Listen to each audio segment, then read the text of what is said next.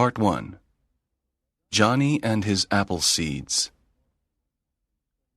Johnny Appleseed was born near Boston in 1775. His real name was John Chapman. When he was a child, he played in the forest and in the fields. His best friends were animals. He loved all animals. He played with them and talked to them. His family was very religious. Johnny's first book was the Bible, but he also liked Aesop's fables. Johnny loved the tales about animals and their adventures. When Johnny was a teenager, he worked as a missionary with the Indians. He taught them about the Bible. The Indians were his friends. When he was 26 years old, he had a vision. An angel appeared to him. The angel said, "Go and plant apple seeds across America. The settlers of the new frontier want good apples to eat." Johnny was surprised, but he was happy. He was a kind person, and he wanted to help others. He took a big sack and filled it with apple seeds. He carried this sack on his back. In one hand he carried the Bible, Aesop's fables, and other religious books. Now he was ready to cross the continent and plant America's favorite fruit, the apple. Johnny was an unusual man. He was tall and thin. He had long hair and a beard. He never bought new clothes. He wore an old coffee sack and the old clothes people gave him. He didn't usually wear any shoes. He wore a saucepan on his head. One of Johnny's friends said, "God bless you, Johnny. We are happy for you. You are similar to St. Francis of Assisi.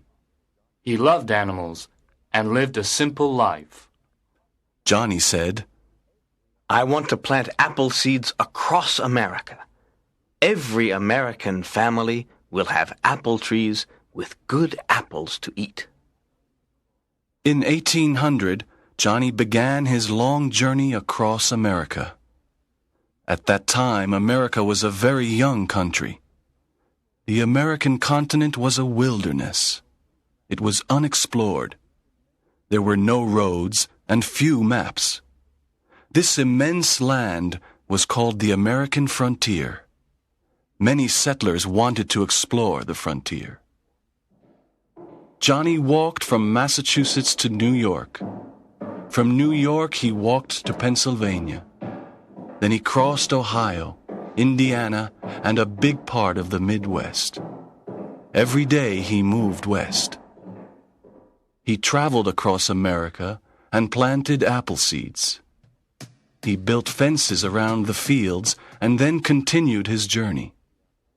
Settlers traveled to the frontier and found the apple orchards. They ate the delicious fruit, green, red, and yellow apples.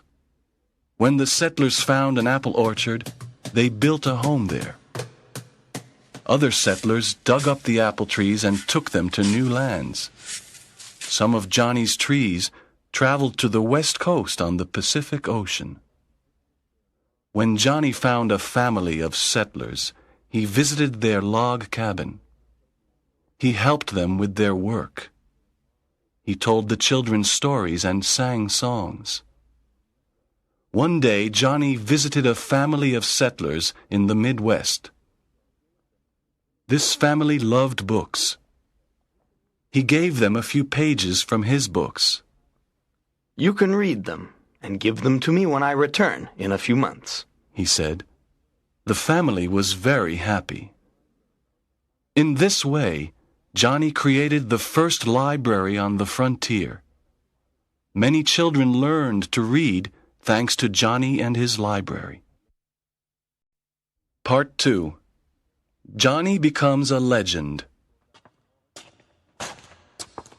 For many years, Johnny walked thousands of miles across the frontier. He planted apple seeds, lent books, protected animals, and made friends with settlers and Indians. The Indians liked Johnny because he had no weapons and respected nature. Johnny learned to speak the languages of many tribes. One summer morning, many Indians arrived at a frontier village. The Indians wanted to destroy the village and kill the settlers. The settlers wanted to send a messenger to a military fort to ask for help. The fort was 30 miles away. It was very dangerous. There were enemy Indians everywhere. Johnny wanted to save the lives of the settlers. He knew all the secret paths in the forest and in the mountains. He was not afraid. He took the message to the fort. The soldiers at the fort got on their horses and went to defend the settlers. A few years later, Johnny visited an Indian village. He heard the Indian chief say, "Many settlers live near the river. Tonight, we will kill all of them." That evening, Johnny ran to the home of every settler and said, "The Indians will attack you tonight. Run away. Go and hide in the forest." The settlers escaped to the forest, and no one was killed. Johnny loved all forms of human and animal life. He didn't eat meat because he didn't want to kill animals. He loved insects, too. He loved and respected every living thing. He was a very special person. One autumn day, Johnny was near an apple orchard. He heard the cry of an animal. Behind a tree, he found a deer. "My poor friend," said Johnny. "Don't be afraid." He examined the deer and said, "Your leg is injured. I can help you." The deer wasn't afraid. Johnny stayed with the deer for many days and helped it. "I'm happy you can walk again. Go and run in the forest, my little friend."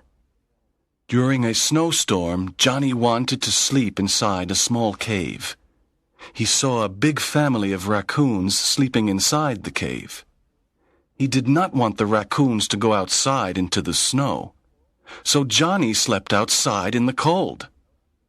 For almost 50 years, Johnny Appleseed helped the American frontier to grow. His apple trees, his books, his generosity and his kindness made the frontier a happy place. Johnny became a legend during his life. Everyone loved him. He was a true friend of the settlers, the Indians, and the animals. In America today, people remember him with admiration. When Americans eat an apple, they often think of Johnny Appleseed, who made apple trees grow all over America.